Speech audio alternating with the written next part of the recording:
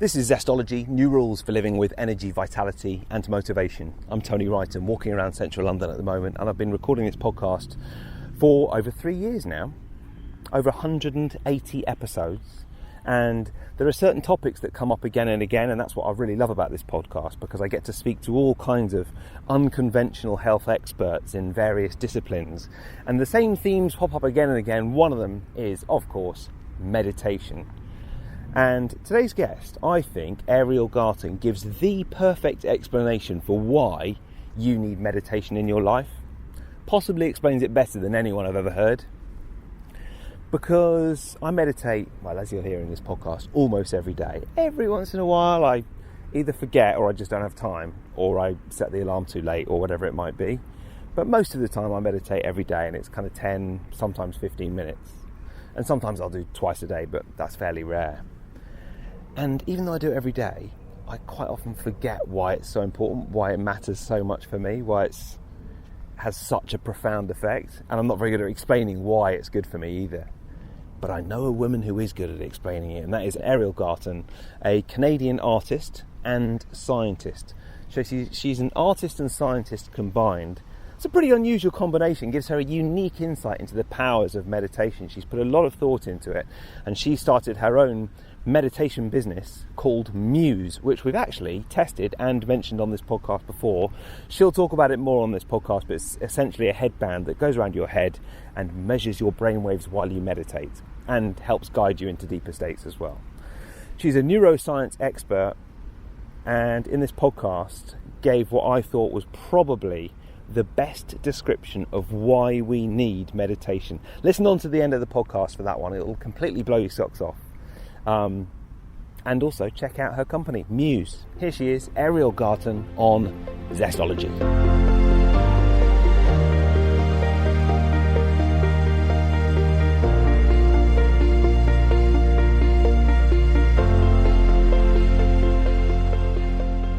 Ariel, how are you? I'm fantastic. How are you? Really good, thanks. Been looking forward to talking to you and diving into the topic of meditation. How long do you meditate for every day? So it varies day by day, but I get in at least 20 minutes per day. Sometimes that's 2 10-minute sessions. Sometimes it's 20 minutes or more all at once. Sometimes it might be a sneaky little 5 minutes during the day several times, but at minimum 20 minutes per day. Do you think there's a benefit to having a meditation routine? Because I've found I don't necessarily think that first thing in the morning is necessarily the most intuitive time to meditate, but I also do know that it's pretty much the only time I can be guaranteed to actually stick to it.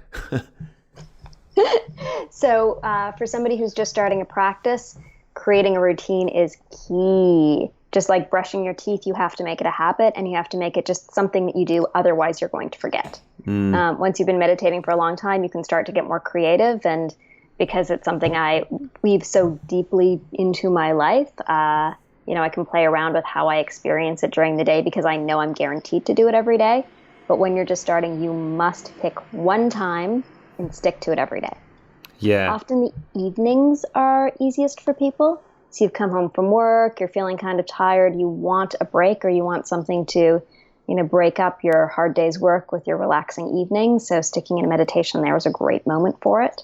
Or before you go to bed, because that's when we start to do a pretty typical routine. You brush your teeth, you gear down. Instead of the 20 minutes that you might be surfing the internet, if you put a little meditation session in there, you'll be good to go. I've found actually, I present on a TV channel here in the UK, and sometimes I meditate just before I go on air. And I was a little bit worried at first that I'd be too relaxed, because you've got to be in a kind of a certain state of awareness. You've got to be pretty on it. There's a lot going on. I don't want to be making errors that will drop all my colleagues in it. And actually, I'm never too relaxed. It always helps kind of get me to about the right level. So I think before work is a pretty good one as well. Absolutely. Yeah. I can't do it first thing in the morning because I'm too groggy. I want to be able to be awake and then start my meditation. And I used to meditate to try to fall asleep, and it used to be really effective. But now that I have a more established practice, meditation actually makes me alert, because the state that you're looking for in meditation is not simply relaxation. It's not zenning out with nothing going on. it's a state of alert, focused, relaxed state. It's a beautiful state where you're both focused and alert and relaxed simultaneously.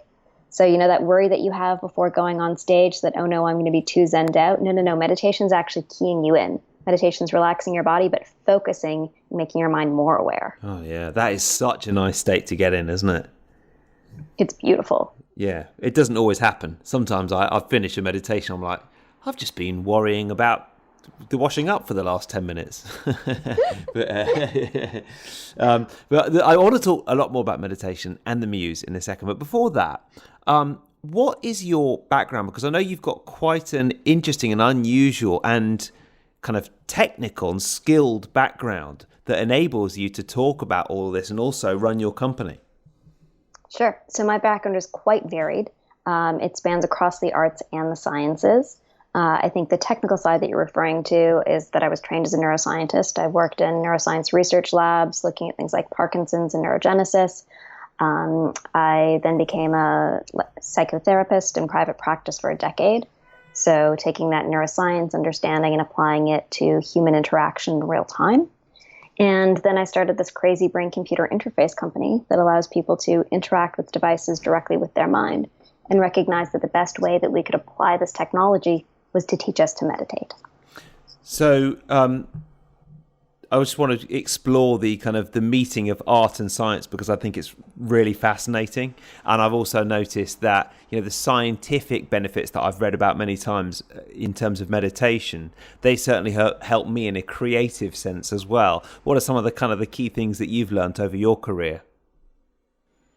So one of the main things that I've learned through experience is that art and science is not necessarily that different.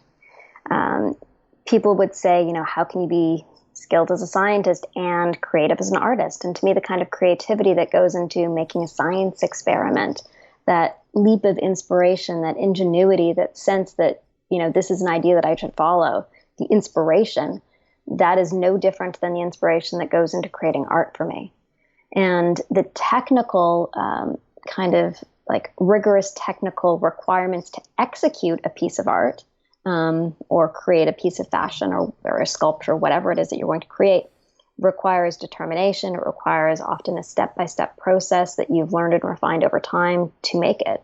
So both art and science are a marriage of this inspiration, this idea, and this determined execution. Mm-hmm. I suppose you could call it kind of left brain and right brain as well.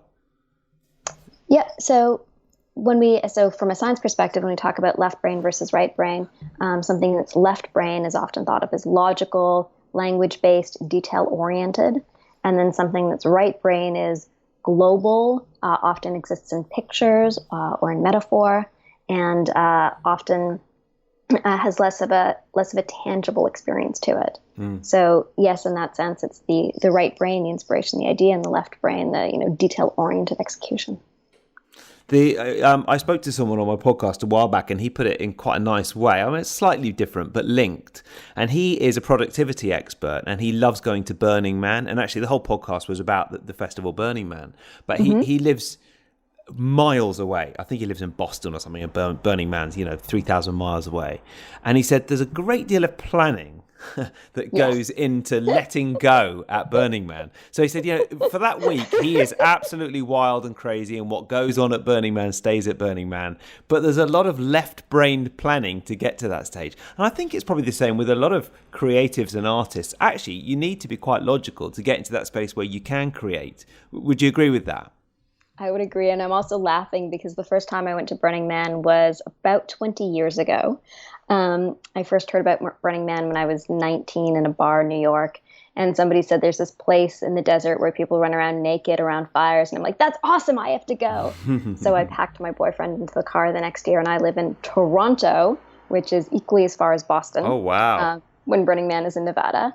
We had no idea what we were getting into. I didn't know anybody there, but this was clearly totally my jam. I love to live a free and inspired life. Yeah. And so we drove across the country to Burning Man, collecting things at garage sales along the way to make art while we were at the burn. And on the way back, had an incredible time. And at Burning Man, everything goes up in fire at the end. And for me, this was a very difficult concept to embrace at the time, that people would spend months and months creating these stunning works of art, these huge temples made out of intricate pieces of wood, and at the end, whoosh, just all up in flames. And, my sense of wanting to hold on to things, of the preciousness of creation, of the effort and the pride that you feel in what you created, and the desire to continue to show it off and to share it. It was just like antithetical to me that this could go up in flames. And on the way home at, 7 a.m, while I was asleep in the back seat with the hitchhiker that we were taking home next to us, my boyfriend smashed into another car in Laramie, Wyoming. Oh my and goodness. There went my 1997 Honda Civic. Poof, gone in an instant. Yeah. And we had to take the bus the rest of the way home, telling our sad story filled with dust. And so that, to me, obviously I had to in some way learn my lesson of letting go. Letting go, yeah. Just letting go. Wow. And it is interesting because actually, in terms of the preparation for going to Burning Man or the preparation for meditation, it actually takes quite a bit of discipline to get into a meditative space every day. It takes quite a bit of left brain organization to make sure that you're going to wake up half an hour earlier, or set aside 10 minutes in your day, or put it in your diary, or whatever it is, to get into that kind of floaty, right brain, hippy dippy, wonderful, letting go kind of space. So it is interesting how they both work together. And I've certainly found that I have to be quite organized to actually meditate. It's actually a really nice way to put it. Yes, meditation is quite hard, and making the context for meditation can be quite hard. It doesn't have to be, but it can be, because you need to be organized. You need to create that context. And when you're in it, in a sense, what you're doing is training part of that left brain, the left brain amygdala. So there's a fascinating concept that I've recently been exposed to, which is the idea that we have two limbic systems, two amygdala, the left brain and the right brain. And we tend to think about it as just one whole. This is the work of one of my neuroscience colleagues. And she claims that in acts like meditation, what you're doing is you're actually training your left amygdala to down-regulate. So the left amygdala tends to be the more cranky one that's looking at all the problems in the world, and the right amygdala tends to be associated with positive emotions and positive states of mind. And so in a sense, what you're doing is, yes, it requires the left brain to get yourself all set up, but potentially you're down-regulating your left limbic system during the act of meditation. So when you sort of refer to this notion of accessing, quote-unquote, right brain space, that may be a little bit of what's happening. Wow. Yeah. So, well, this is really interesting, talking to an artist and a scientist. How many scientists go to Burning Man? Probably quite a lot. But, Actually, quite a lot. Yeah. Quite a lot of scientists and engineers. They're people who have their stuff together, and that's how they get there together to the desert, and that's how you survive for 7 days. Yeah. And then you've applied kind of both sides of your training and your background to creating the Muse, the headband, which actually we've already kind of tried out on the podcast, and it's been really fascinating.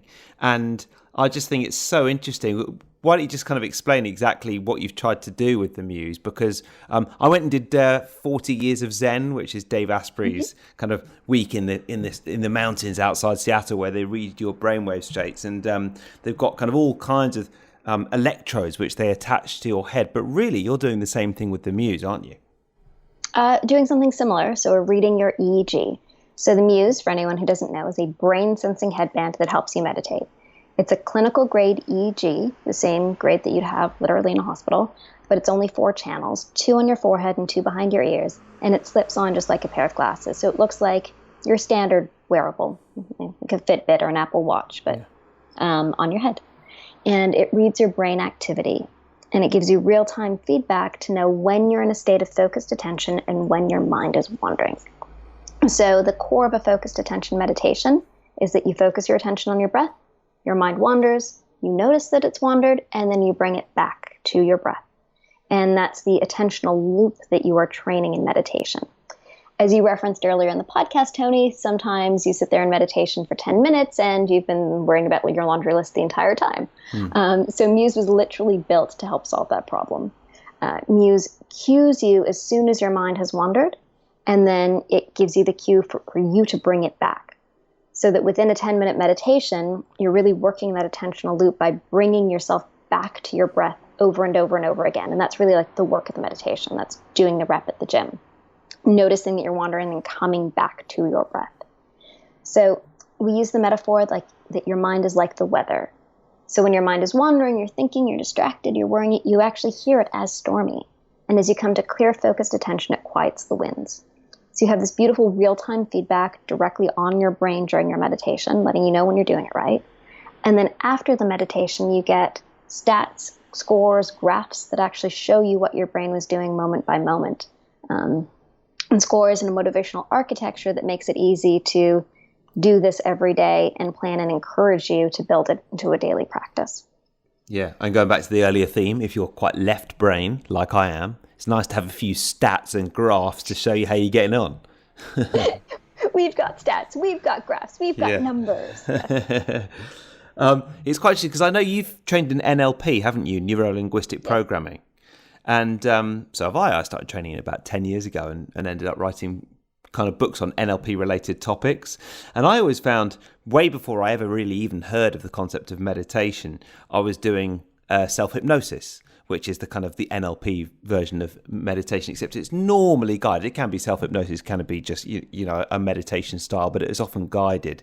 And I often found when it is guided and when there's something helping me along, actually I go into a deeper trance, which is why I've really liked what you guys are doing with the Muse, because it isn't just, all right, sitting down for 10 minutes and being quiet and letting your mind run amok. There's a little bit of guidance helping you through, which is nice and quite NLP, I think. Yes. The concept, of course, being that what you can measure, you can change. What you can see, you can actually gain control over. So we take the intangible, invisible process that happens inside our mind during meditation that can be kind of maddening to figure out and make it really tangible and visible and understandable so that you can gain control over it and gain mastery.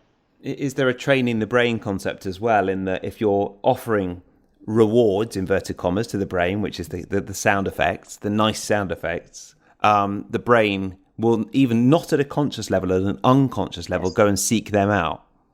Yeah, you've totally got it. So we're both giving you the control and training your brain.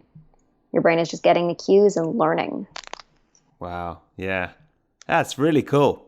So, I mean, how's the, and I've loved using it as well, and I've been trying it out on friends as well, which has been brilliant. How's the kind of response to it? Because I feel like meditation, I haven't done a Google Trends search for meditation, but I'm sure it is just a graph that is constantly going upwards. It's a very hot topic, and people realize rightly just how important it can be for someone's life. Yes. So it's been going phenomenally. We have over 5 million sessions of meditation on Muse already. Thousands of people that use it every day. Constant feedback. We have, for anybody who is an existing Muser, we have a new group called the Muse Community where people get together and talk about their experience. It's on Facebook.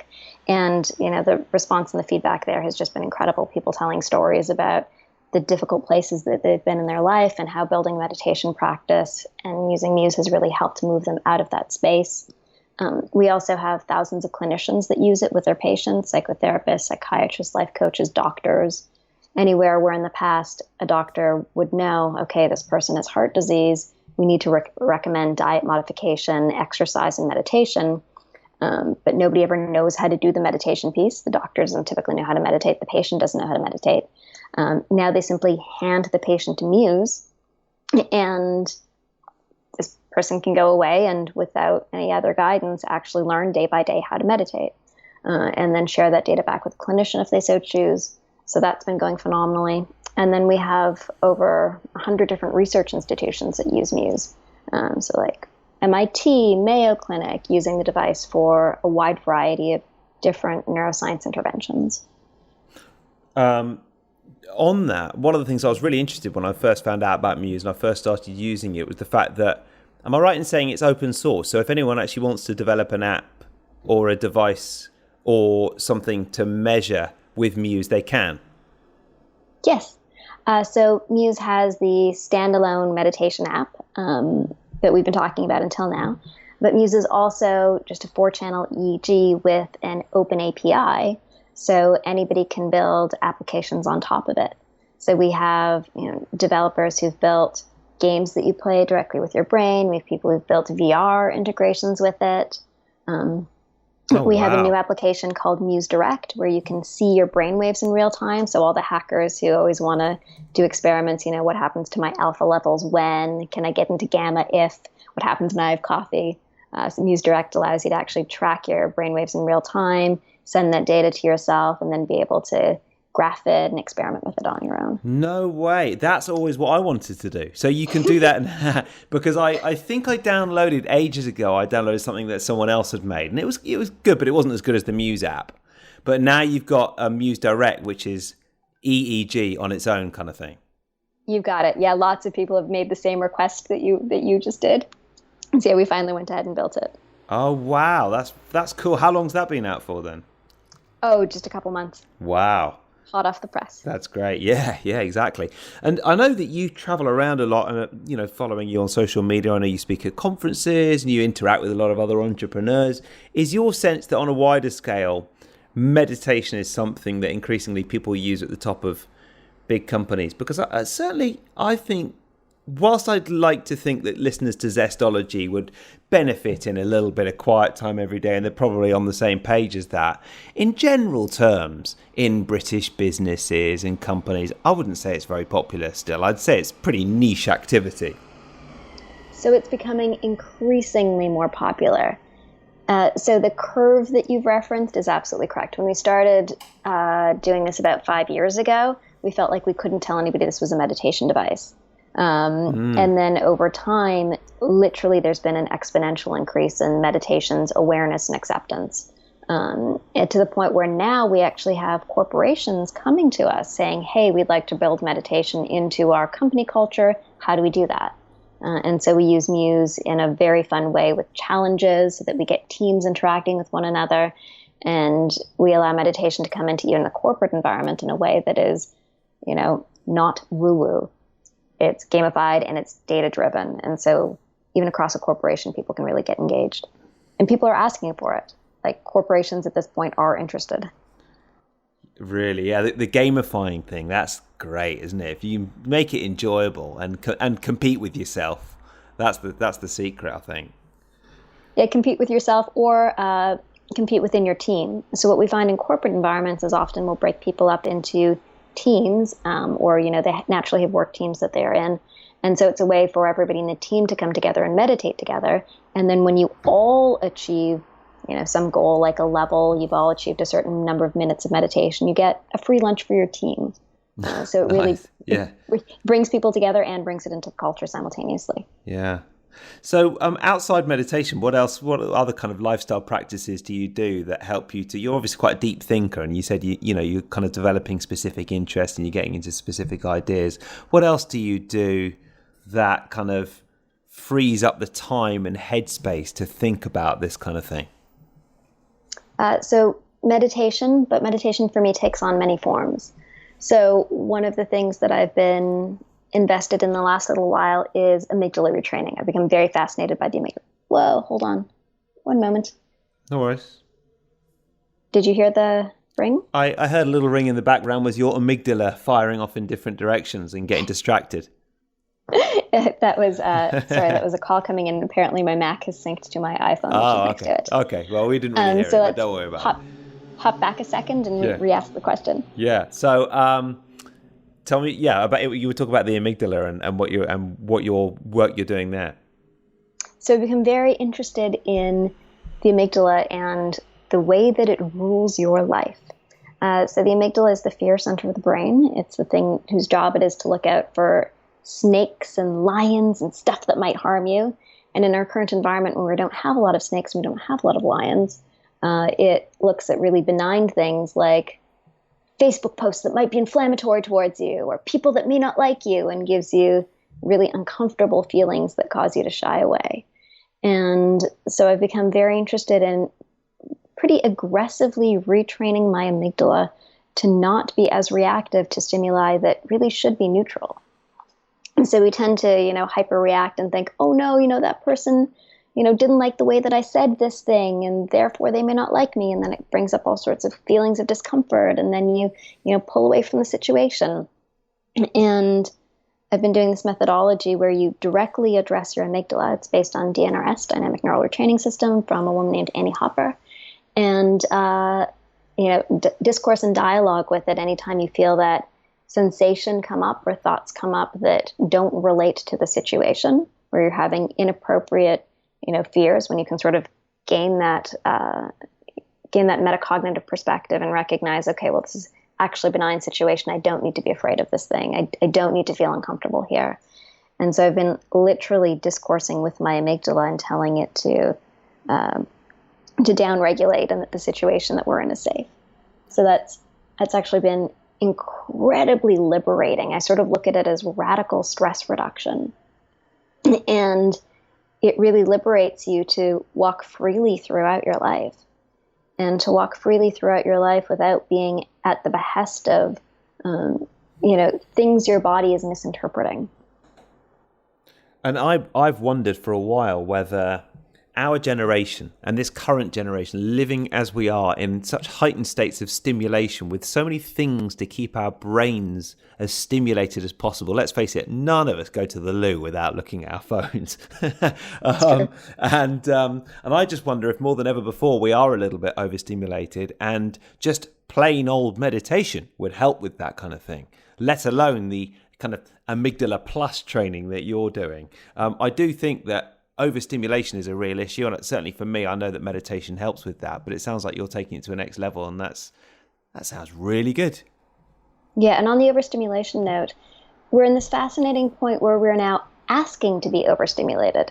When you go to the bathroom with your phone and you feel this urge, like, I need to be looking at it now, I need to be checking it, I need to be filling this moment with content. It's not simply that the world is overstimulating you, it's that we've gotten used to this sort of loop of demanding overstimulation, and this loop of demanding kind of meaningless bits of fact and info, so that we're constantly revving. And being able to break that cycle within yourself is really key. That's the thing that allows you to create the brain space. That's the thing that allows you to create the sensation of, like, being able to not be fired with meaningless information, but actually create the time to have space so that actual insight can arise within you. And I also think that some people are particularly prone to having an overstimulated mind, and I think I'm one of them. And to be quite honest, before the age of iPhones, I used to go to the loo and I'd read the shampoo bottle. So well, actually, I just need something going on. I really like the idea of shampoo bottles. It's really fun. Yeah, I know. I could tell you all the ingredients of Timotei. Anyway, I do think that addressing the mind directly, that's actually NLP as well, isn't it? There's a self-hypnosis technique where you would ask yourself pre-hypnosis to maybe remember the 5 times you felt the most confident or the most relaxed already, and then trust your unconscious mind to come up with the process. And it's a lovely way of doing it, because it doesn't really matter whether it's a metaphor or whether it's working. You're doing it. Yes. Yeah, and sorry, I'm still thinking about the various shampoo bottles that I've read in my lifetime. I'm going to, after this, I'm going to meditate. I'm going to ask my brain to remember the 5 best shampoo bottles that I've ever read. No, I'm not. But it is true. Everyone's reading their phone on the loo now. You know it. And sometimes, this is probably a bit too much information. You might be at work or something and you're in a cubicle, and the next cubicle along, there's sometimes like a burst of sound, and you know that someone's accidentally clicked on a video when they're in a cubicle. Ariel, look, it's really good to talk to you. Something I have asked everybody is, what is one book you'd recommend and one tip for living with more energy, vitality and motivation? What would you go for? So one of my favorite books is The Brain That Changes Itself by Dr. Norm Deutsch. He's a friend and colleague and an extraordinary thinker. It gives you the idea that your brain is plastic and that you have the ability to change anything inside of our minds. It's a set of extraordinary stories of people who've been able to overcome difficulty and challenge. And so not only he's a great writer, he's a great human being. So The Brain That Changes Itself would be a very simple one. And then living with energy and more vitality, I have 1,000 things to say here. Do I have to just put it into one tip? It can be, do you know what? There's no rules. As many as you like. Okay, so we can begin with meditation because that's sort of the obvious one. Yeah. And I want to explain why meditation is so good for living with vitality. You know, it might seem like we've been talking about meditation that makes you tired or relaxed or subdued. No. What meditation does is it trains the skill of mindfulness.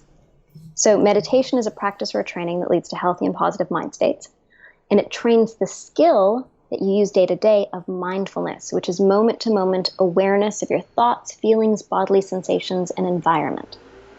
And so what that really practically means is once you become mindful, quote unquote, you start going through your life actually living in the present moment.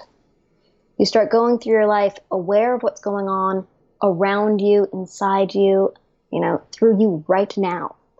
And as it turns out, there's a Harvard study that by Killingsworth and Gilbert that pointed out that 46.9% of the time people are thinking about something other than what they're doing in that present moment. And the fact that they're doing that makes people unhappy. And they went on to say that thinking about what you're doing in the present moment, the fact that you are present moment aware, is a better predictor of your happiness than what it is that you're doing. So you could be doing something utterly mundane like washing dishes, but if you're in that moment, it could be better than doing something that's absolutely amazing, fill in the blank for what that is for you, and thinking about something else. Yeah. Think about the last time you had sex and we're thinking about the color of the ceiling. How enjoyable was that? So this idea of being in the moment is really a key to experiencing joy in your life, because you are experiencing the present moment. You're experiencing what's around you. And when you do that, you start to get a sense of enlivenedness. You start to get this feeling of like, wow, I'm actually a human being who's here right now. I'm experiencing all of the richness in the world around me. And that is an extraordinary feeling, the awareness that you are alive, that you are here, that you are now, that you have the privilege and blessing, to be in this moment, whatever it is. And then what mindfulness also does is it opens the aperture of your awareness. So if you think about it, when we will go through the world mindlessly, when we go through the world sort of caught up in our own thoughts, not aware of the world around us, it's kind of like your eyes are half open because you're not really seeing the world around you. You're caught up in your own head.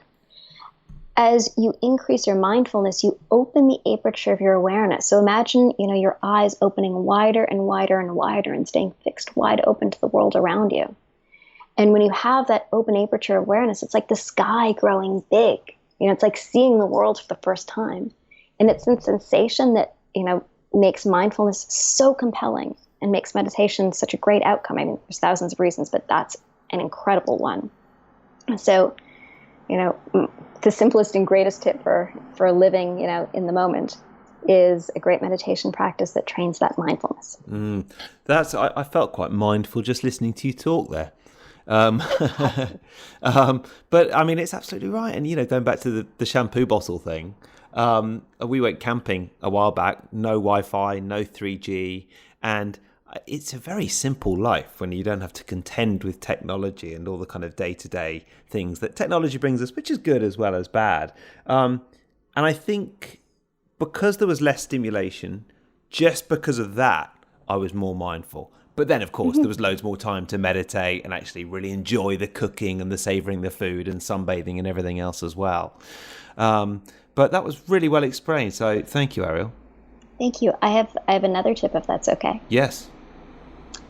So, first of all, I love living.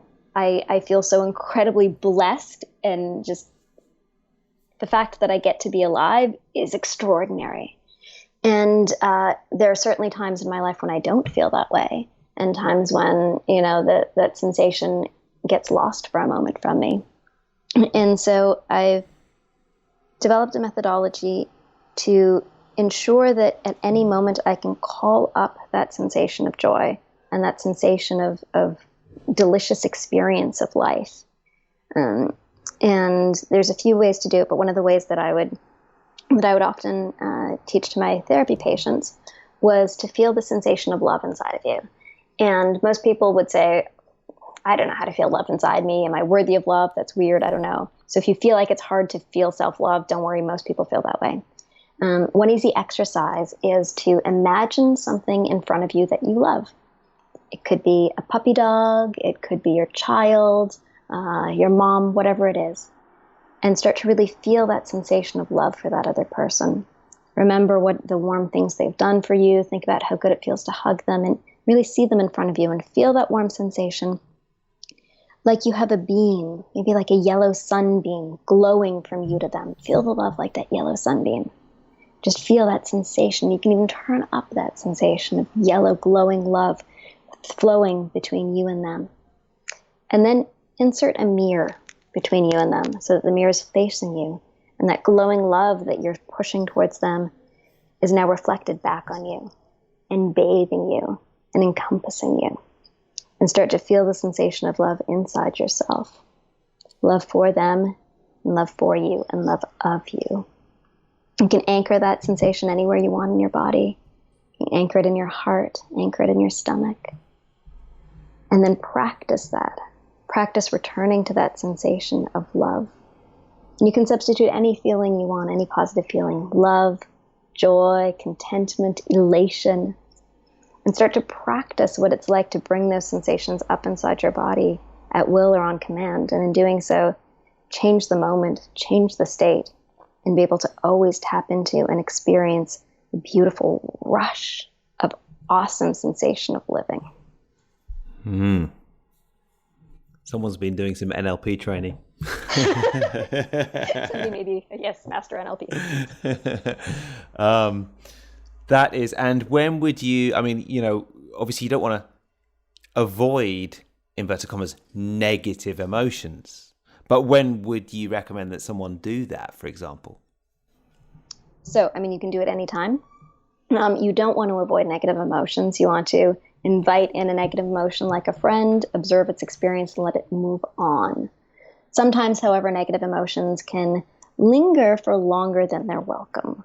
And sometimes those negative emotions start to drive your psychology and drive the thinking around them, and it can become difficult to intervene.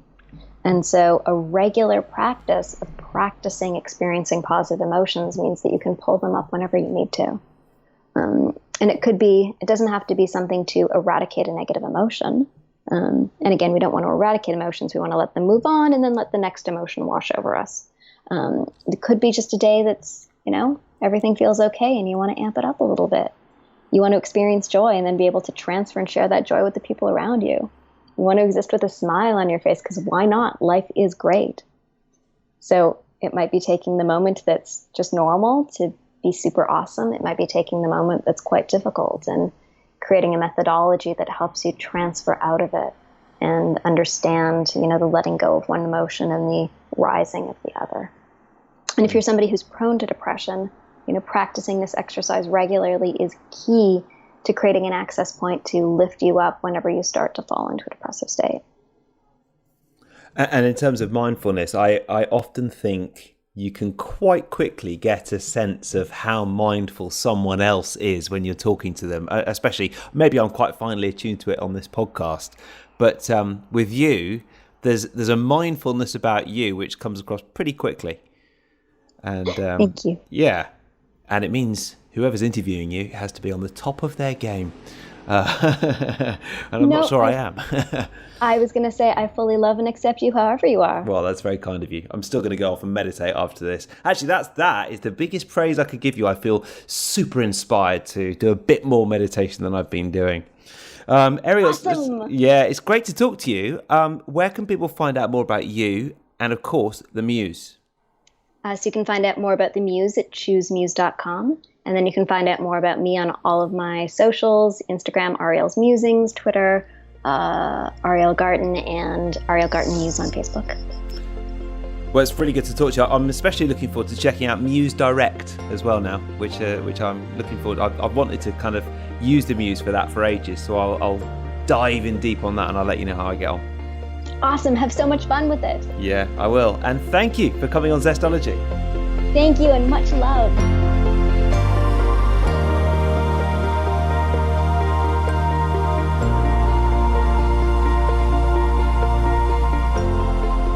that is it for another podcast all about the new rules for living with energy, vitality and motivation. As always, thank you for listening. I'll be back next week with another episode every Monday morning.